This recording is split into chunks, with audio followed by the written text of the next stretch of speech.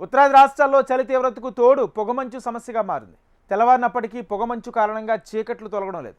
తాజాగా ఢిల్లీ ఆగ్రా ఎక్స్ప్రెస్ రహదారిపై 7 బస్సులు 3 కార్లు ఒకదాన్నొకటి ఢీకొని మంటలు చెలరేగాయి. 4 చనిపోగా 25 మంది గాయపడ్డారు. దేశ రాజధాని ఢిల్లీలో వాతావరణం మరింత దారుణంగా మారుతుంది. వాయు నాణ్యత కనిష్ట స్థాయికి పడిపోవడంతో ప్రజలు బయటకు తిరగొద్దని అధికారులు హెచ్చరిస్తున్నారు.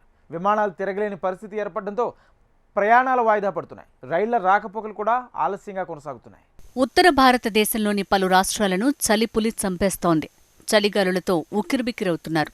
ఉష్ణోగ్రతలు దారుణంగా పడిపోవడంతో ఎముకలు కురికే చలిలో విలవిల్లాడుతున్నారు. పలు రాష్ట్రాల్లో దట్టమైన పొగమంచు కొనసాగుతోంది. తెల్లవారినప్పటికీ పొగమంచు కారణంగా చీకట్లు కమ్ముకున్నాయి. ఢిల్లీ, ఉత్తరప్రదేశ్, హర్యానా, పంజాబ్, హిమాచల్ ప్రదేశ్, ఉత్తరాఖండ్, రాజస్థాన్ సహా అంతటా ఇదే పరిస్థితి కనిపిస్తోంది. ఇప్పటికే చల్లటి వాతావరణంతో సతమతమవుతున్న దేశ రాజధానికి చలిగాలులు కూడా తోడవటంతో ఉష్ణోగ్రతలు దారుణంగా పతనమయ్యాయి. ఢిల్లీ ఎన్సీఆర్లోని అనేక ప్రాంతాలు పొగమంచుతో మేల్కొన్నాయి. పొగమంచుకు తోడు ఎముకలు కొరికే స్థాయిలో చలిగాలులు కూడా వీచాయి. ఇలాంటి వాతావరణంలో ప్రయాణించడం ప్రయాణికులకు పెను సవాల్గా మారింది. ఉదయం వేళలో కూడా వాహనదారులు లైట్లు వేసుకుని ప్రయాణించాల్సి వస్తోంది. ఈ క్రమంలో పలు ప్రమాదాలు కూడా చోటు చేసుకుంటున్నాయి. దట్టమైన పొగమంచు కారణంగా ఉత్తరప్రదేశ్ మధురలోని ఢిల్లీ ఆగ్రా ఎక్స్ప్రెస్ రహదారిపై 7 బస్సులు 3 కార్లు ఒకదానొకటి ఢీకొన్నాయి. భారీగా మంటలు చెలరేగి 4 సజీవ దహనం కాగా 25 మందికి పైగా గాయపడ్డారు. అగ్నిమాపక సిబ్బంది, పోలీసు బృందాలు సంఘటనా స్థలానికి చేరుకుని మంటలను అదుపులోకి తీసుకొచ్చారు. అయోధ్య నుంచి ఢిల్లీ వెళ్తున్న బస్సులు ఢీకొన్నాయని, ఆ తర్వాతే మంటలు చెలరేగాయని పోలీసు అధికారులు వెల్లడించారు. బస్సులు ఢీకొనగానే పెద్ద శబ్దంతో మంటలు చెలరేగాయని ప్రత్యక్ష సాక్షులు చెప్తున్నారు. బస్సులో ఉన్న ప్రయాణికులు కేకలు వేస్తూ ప్రాణాలను కాపాడుకోవటానికి కిటికీల నుంచి దూకారు. ఈ ఘటనపై సీఎం యోగి ఆదిత్యనాథ్ స్పందించారు. మృతుల కుటుంబాలకు సంతాపం తెలిపారు. సంఘటనా స్థలానికి చేరుకుని సహాయక చర్యలను వేగవంతం చేయాలని ఆదేశించారు. మృతుల కుటుంబాలకు 2 లక్షలు, గాయపడిన వారికి 50,000 చొప్పున ఆర్థిక సహాయాన్ని ప్రకటించారు. మరోవైపు దేశ రాజధాని పరిసర ప్రాంతాల ప్రజలను వాయు కాలుష్యం ఉక్కిరిబిక్కిరి చేస్తోంది. తీవ్ర వాయు కాలుష్యానికి తోడయ్యే దట్టమైన పొగమంచు. ఎటు చూసినా మాస్కులు ధరించిన ప్రజలు. కరోనా కానరాకుండా పోయినా శీతాకాలంలో మన దేశ రాజధాని వీధుల్లో కనిపించే దృశ్యాలివే.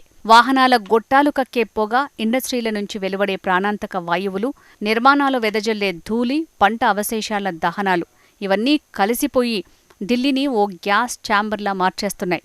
లోకల్ సర్కిల్స్లో సంస్థ నిర్వహించిన సర్వేలో 82% మంది ఢిల్లీ ప్రజలు వాయు కాలుష్యం కారణంగా తమ కుటుంబం, సన్నిహితులు తీవ్ర ఆరోగ్య సమస్యలు ఎదుర్కొంటున్నట్టు చెప్పారు. పొగమంచు, కాలుష్య తీవ్రతను గుర్తించిన ప్రభుత్వం అనేక చర్యలను చేపట్టింది.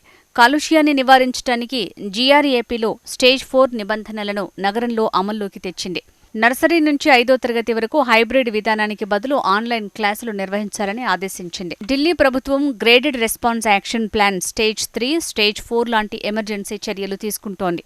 ఈ సమయంలో నిర్మాణ పనులు ఆపేస్తారు. డీజిల్, పెట్రోల్ వాహనాలపై పరిమితులు పెడతారు. స్కూల్స్ మూసేస్తారు. ఆఫీసులను హైబ్రిడ్, మరింత దిగజారితే వర్క్ ఫ్రం హోంకి పరిమితం చేస్తారు. వాయు కాలుష్య తీవ్రత కారణంగా గాలి మందగించి పొగమంచు కమ్ముకుని ప్రజలు మాస్కులు ధరించి బయటికి వస్తున్నారు. ఆస్పత్రుల్లో శ్వాస సమస్యలు, కంటి ఇరిటేషన్, గుండె సంబంధిత సమస్యలతో రోగులు పెరుగుతున్నారు. జంతువులు, పక్షుల్లోనూ కళ్ల మంటలు, శ్వాస సమస్యలు పెరుగుతున్నట్టు వెటర్నరీ వైద్యులు తెలిపారు. తాజాగా ఢిల్లీలో గాలి నాణ్యతా సూచి 457 AQIగా నమోదైంది. దట్టమైన పొగమంచు కమ్మేయడంతో ఇందిరాగాంధీ అంతర్జాతీయ విమానాశ్రయంలో 100కు పైగా విమాన సర్వీసులు రద్దయ్యాయి. సుమారు 300 విమాన సర్వీసుల్లో జాప్యం చోటు చేసుకుంది. మరోవైపు వందల సంఖ్యలో రైళ్లు కూడా ఆలస్యంగా నడుస్తున్నాయి. ఢిల్లీలో కాలుష్యం ప్రమాదకర స్థాయికి చేరింది. ఈ ఏడాది పరిస్థితి మరింత ముదిరింది. బయట కూడా తిరగొద్దని కోర్టులు చెప్పే పరిస్థితులు కనిపిస్తున్నాయి. ప్రజలు కూడా ఈ చర్యలను సీరియస్గా తీసుకోవడం మానేశారు. దేశంలోని మిగతా మెట్రో నగరాలతో పోలిస్తే ఢిల్లీలో వాహనాల సంఖ్య ఎక్కువ. మెట్రో లైన్లు విస్తరించినా బస్సుల సంఖ్య తక్కువ.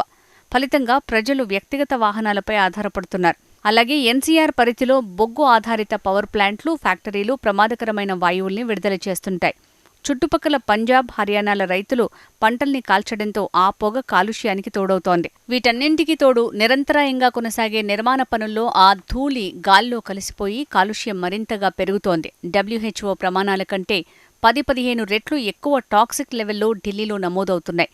కేవలం పర్యావరణ సమస్య కాదు, పబ్లిక్ హెల్త్ సిస్టమ్ కూడా విఫలమవుతోందని చెప్పక తప్పదు.